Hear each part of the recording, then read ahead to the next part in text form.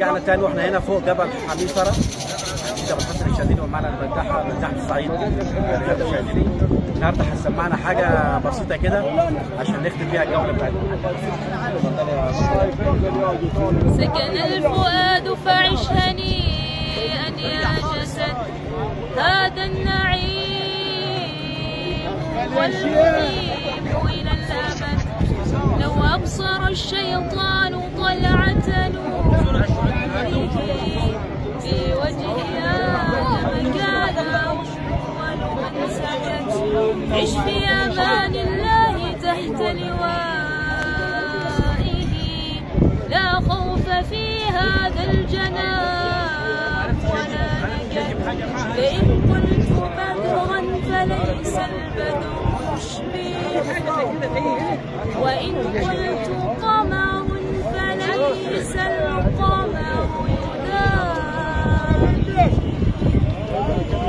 الله الله الله الله. أنا لها أنا لها أنا لها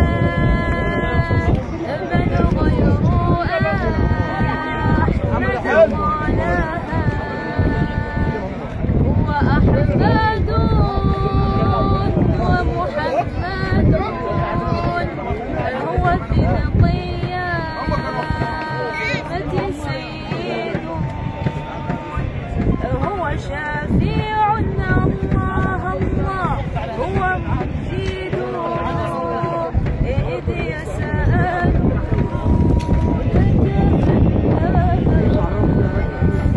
الله بارك الله فيك وعليك.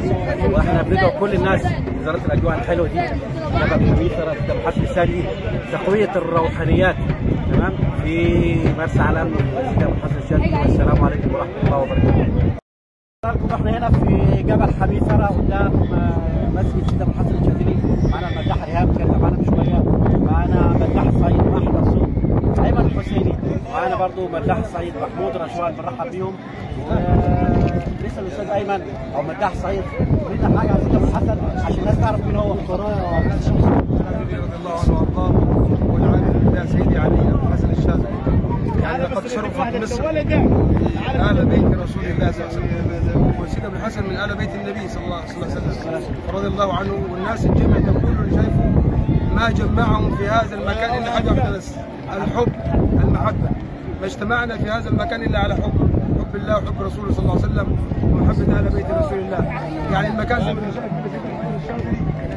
حاجه فوق الخيال سبحان الله. يعني الناس بتجي تجتمع من جميع البلاد من جميع الاقطار يتجمعون في هذا المكان الطيب الطاهر المبارك. واحنا دلوقتي على جبل حميصرة يا اخواننا، والمقوله اللي بتقولوا في حميصرة سوف ترى. انتم شايفين طبعا وادي ايه؟ كل الناس شايفه قدامها الجمع والاحباب من كل مكان جايين عشان ايه؟ نعرف بالله سيدي علي ابو الحسن الشاذلي. ونحن في يوم مبارك ليله عاشوراء، من اجمل هذه الليله المباركه. اسال الله تعالى ان يجمعنا على حبه وحب نبيه صلى الله عليه وسلم، وان يجمعنا في روضته صلى الله عليه وسلم بسر النبي وبسر الفاتحه. اللهم صل على سيدنا محمد صلى الله عليه وعلى اله وصحبه وسلم.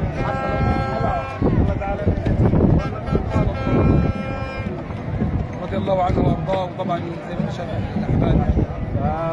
قول لنا الجامع ده مبني عليه طراز بالظبط؟ الطراز المغربي اللي اسسه سيدي العارف بالله الشيخ عبد الحليم محمود شيخ الازهر رحمه الله عليه ورضي الله عنه وارضاه. هو طبعا كان صاحب الطريقه الشاذليه الاحمديه الشاذليه رضي الله عنه وارضاه.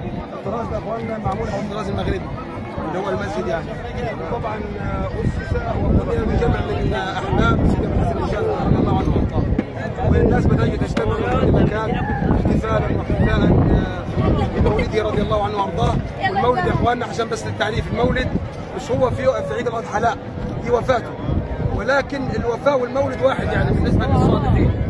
يعني المولد والاحتفال في حياته او في مماته الاثنين يعتبر مولد. ولكن المولد الحقيقي سيدي علي ابو الحسن الشاذلي في عيد الفطر المبارك، مش عيد الاضحى، عيد الفطر. عيد الاضحى لما بتجي الناس هنا دي وفاته.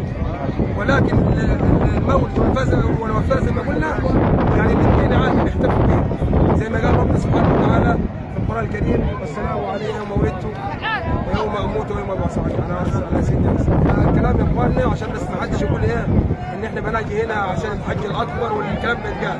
احنا بناجي هنا في عيد الفطر المبارك وعيد الاضحى محبه في سيدي علي، وليس حجا اصغر ولا حج اكبر زي ما يقولوا، ما فيش الكلام ده.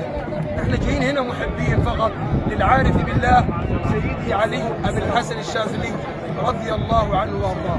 كل عام وانتم طيبين، وان شاء الله نلقاكم على خير وربنا يجمعنا على حبه ان شاء الله. احنا هنختم الحوار يا جماعه عشان المغرب يقدم وهنستكمل بعدين، والسلام عليكم ورحمه الله وبركاته.